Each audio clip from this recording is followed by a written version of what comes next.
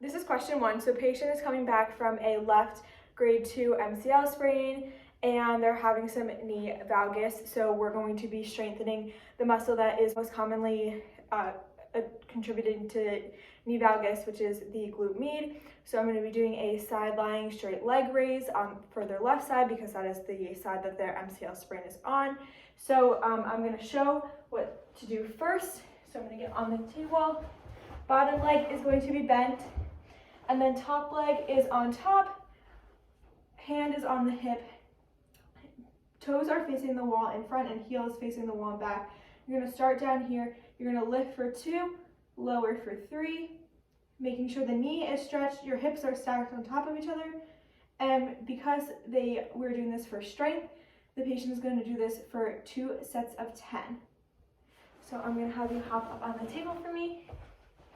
And I'm going to cue you to make sure that you're doing this exercise properly. Yeah, so just, yes, your toes are going to face the wall in front and your heel is facing the wall behind. And you're going to lower down, start at the bottom, and lift up for 2, and then down for 3. Good job keeping your knee straight, keeping that toe in line with the wall in front and the heels sending back and making sure your hips are stacked. And again, because this patient is having troubles with their glute med strength, because it's causing some knee valgus, we are going to be doing this for strength and doing this for 2 sets of 10. This is question 2, where the patient is coming back from ACL reconstruction, and we need to be able to perform 2 exercises to improve quad strength within the safe ranges of motion. So the first exercise that I am going to do with my patient is going to be a short arc quad. And so the patient is going to sit up on this table. They are going to have their knee flexed off the table to about 90 degrees. And we're going to say the injured leg is the left leg. They're going to bring their toes up into the air, make sure that they're seated really high and their back is straight. They can put their hands here or on the table, whichever is most comfortable. And they're going to bring their leg out to approximately 45 degrees of knee flexion, and then they're going to bring it back, all while maintaining that engagement of that quad. And because this is for muscular strength, the patient is going to be doing this for 2 sets of 10. So I'm going to have the patient come up.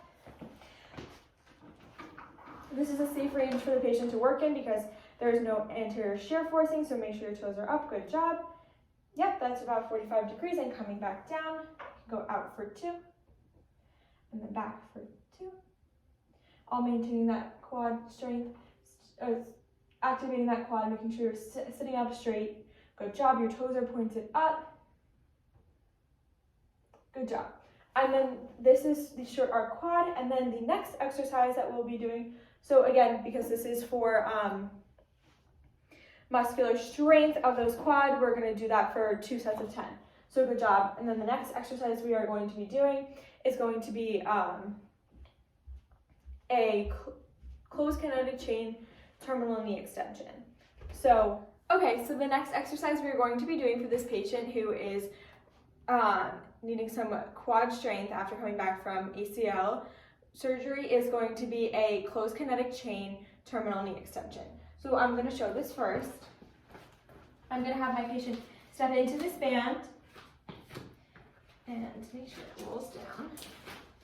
And this is going to be on, oops, it's going to be here. They're going to put their hands on their hips, and it's going to be in the range of 30 degrees to 0 to 30 degrees.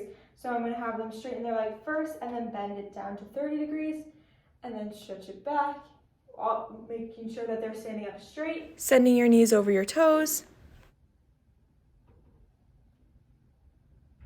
And going in and out. And because this is for muscular strength, this is going to be done for 3 sets of 10. Thank you. Like here. Yep, a little farther down actually. Here, I'll fix it. Right there is perfect. So, yep. Bring it down. Yes, good job. You can put your hands on your hips, making sure you're standing up straight. Yes, and again, this is for muscular strength, so we're going to be doing this for 3 sets of 10 and in the ranges of 0 to 30 degrees. Good job.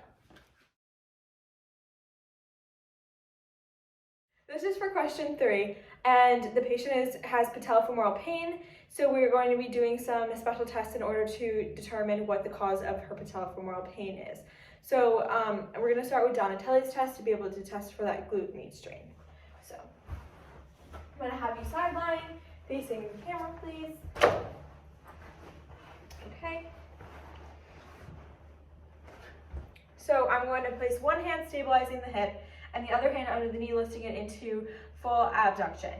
I'm going to have the patient relax, give me their full weight of their leg, and at any given time I'm going to drop her leg and she's going to have to be able to react.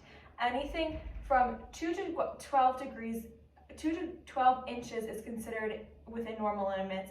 Anything dropped below that is considered a positive test. Relax, give me your leg. Relax. Actually, relax, okay? Okay, so that's the test where the patient has to be able to react and lift their leg up. Good job. So, I don't like recording myself. So this is going to be the second test for the patellofemoral pain syndrome. I'm going to be performing Noble's test, which is the test for IT band friction syndrome, in order to see if this could be contributing to this patient's patellofemoral pain syndrome. So what I'm going to do, I'm going to have the patient lie down on her back for me. I'm going to put my thumb on the lateral epicondyle of the knee. I'm going to bring the knee into knee flexion, and I'm going to passively flex and extend the knee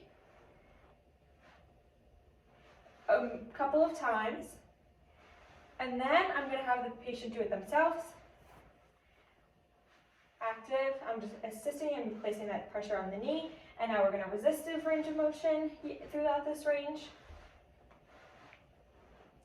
And by me placing my finger on the lateral epicondyle, which is right where on top of that IT band, it can cause pain. It will cause pain, you can relax for me. It will cause pain in approximately 30 degrees of knee flexion. And this is a chronic issue, so that's why we need to perform this knee flexion and extension multiple times in order to aggravate and see if this is the issue that they're having. So indication of a positive test for this would be pain and reproduction of symptoms.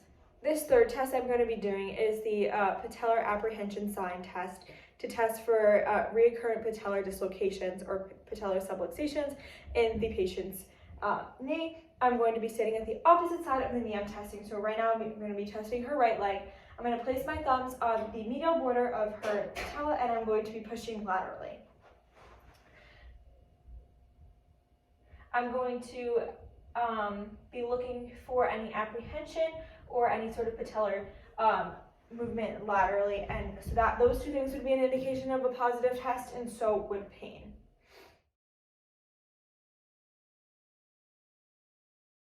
Okay, this is for question 4. The patient is recovering from a syndesmosis ankle sprain and is able to do weight-bearing exercises. So we're going to be doing a heel raise in order to help with strength. So I'm going to have the patient hold the chair, and they're going to lift their heels up for 2, and then down for 2. Good job keeping your knees straight. Yep, good job going up. Making sure your head is held high. Good job. Up for 2, down for 2. Because this person is coming back, we're going to be doing 2 sets of 8 for muscular strength. Okay, good job. So now the next exercise we're going to do is just a balance exercise that this patient will be able to perform. And I'm going to have the patient stand like this, put their hands on their hips, and I'm going to have them stand on one leg. We're going to stand here for 30 seconds.